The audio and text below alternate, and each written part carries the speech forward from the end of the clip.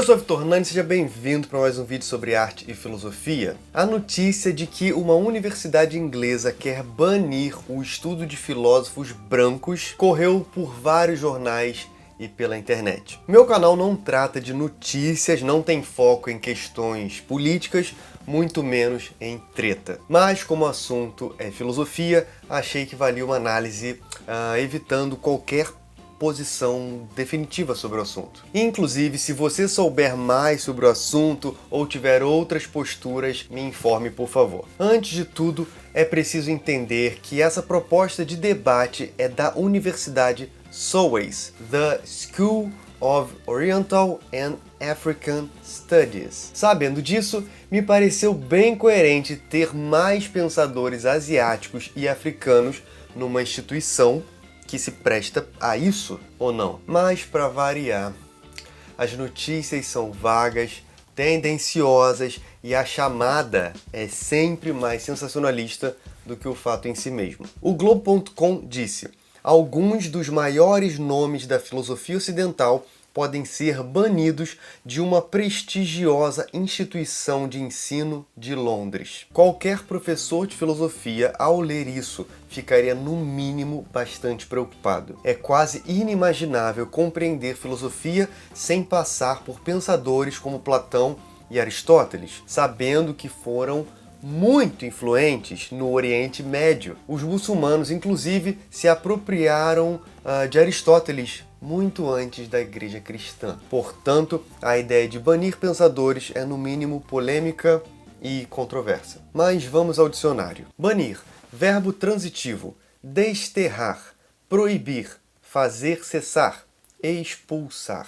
Não ter alguns pensadores obrigatoriamente no currículo já acontece. Não significa bani-los. A Gazeta do Povo foi um pouco menos tendenciosa, dizendo que a ideia é que esses pensadores deixem de constar obrigatoriamente no currículo de filosofia. No currículo de filosofia da Universidade SOAS e não do mundo. Clicando nesse link, somos redirecionados para a proposta original da universidade, em inglês. Vou ler só alguns trechos que uma amiga fez o favorzão de traduzir para mim. A descolonização da SOAS é uma campanha que visa abordar o legado estrutural e epistemológico do colonialismo dentro de nossa universidade. Acreditamos que a SOAS deve tomar uma liderança sobre tais questões, dada a sua história única dentro do colonialismo britânico. Temos a proposta de realizar eventos que irão envolver uma discussão mais ampla sobre as expressões de desigualdade racial e econômica na universidade, com foco na SOAS. Discutir como a universidade deve avançar e exigir que nós, como estudantes de cor, estejamos envolvidos no processo de revisão curricular. Certificar de que a maioria dos filósofos em nossos cursos sejam do sul global ou sua diáspora. O foco da SOAS está na Ásia e na África e, portanto, as bases de suas teorias deveriam ser apresentadas por filósofos asiáticos ou africanos, ou da diáspora. Se os filósofos brancos são necessários, então que ensinem de um ponto de vista crítico, por exemplo, reconhecendo o contexto colonial em que os chamados filósofos do iluminismo estiveram inseridos. Ok, eu entendo bastante porque algumas pessoas estão putas com isso. Porque os jovens revolucionários que escreveram essa proposta não mediram palavras ao dizer se são necessários filósofos, pensadores brancos, ao invés de como são talvez igualmente importantes. Outro ponto que pode incomodar é o uso do termo descolonização, mas também não é para pouco. É só dar uma olhada no Wikipedia. A Escola de Estudos Orientais, SOAS, foi fundada pelo Estado britânico como um instrumento para fortalecer a presença da Grã-Bretanha na Ásia e na África.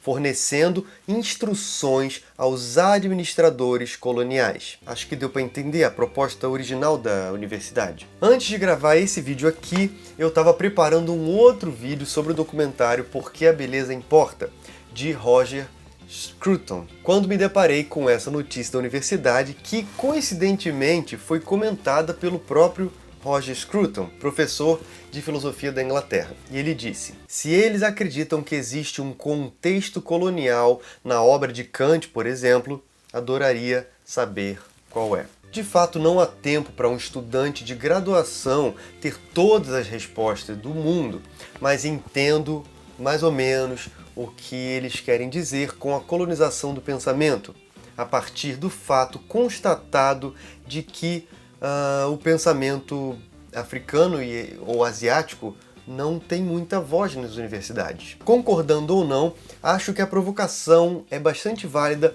para analisarmos as nossas grades curriculares. Durante toda a minha graduação em filosofia, eu me perguntei por que eu saí de lá sem ter lido sequer uma linha de Confúcio, por exemplo, que é um mestre da ética muito anterior a Aristóteles. Um dos argumentos contrários era que a filosofia, como conhecemos, o seu método e suas linhas de pensamento nasceram na Grécia. Por isso, o mais acadêmico era chamar de pensamento chinês, de pensamento indiano, por exemplo, do que filosofia propriamente. Mas, historicamente, sabemos que os gregos não inventaram a filosofia a partir de nada. O próprio cético Pirro, já comentado aqui, por exemplo, conheceu o pensamento indiano.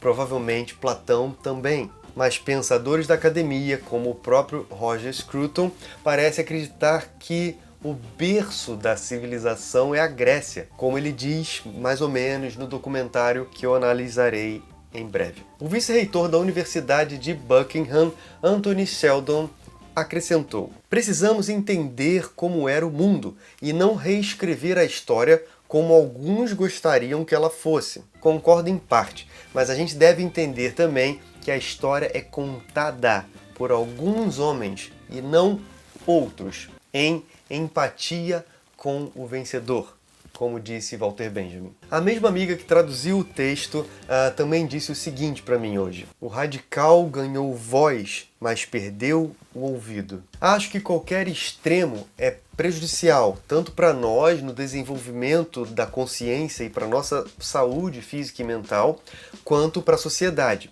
E por isso, não acho que os estudantes devam se abster de estudar os pensadores europeus, porque, infelizmente, ou não, só entendemos a sociedade se o entendermos também. Acho quase impossível compreender os movimentos de arte do século XX, por exemplo, sem ter passado os olhos pelo existencialismo francês. Bem como acho que os religiosos devem ler Nietzsche e os ateus devem ler São Tomás de Aquino, para que a gente possa compreender a cultura, desde que não ignoremos os já ignorados. Se esse vídeo te fez refletir, dá o seu joinha, compartilhe nas redes sociais, se inscreva no canal e não se esquece de ativar as notificações no sininho. Beijos e até a próxima!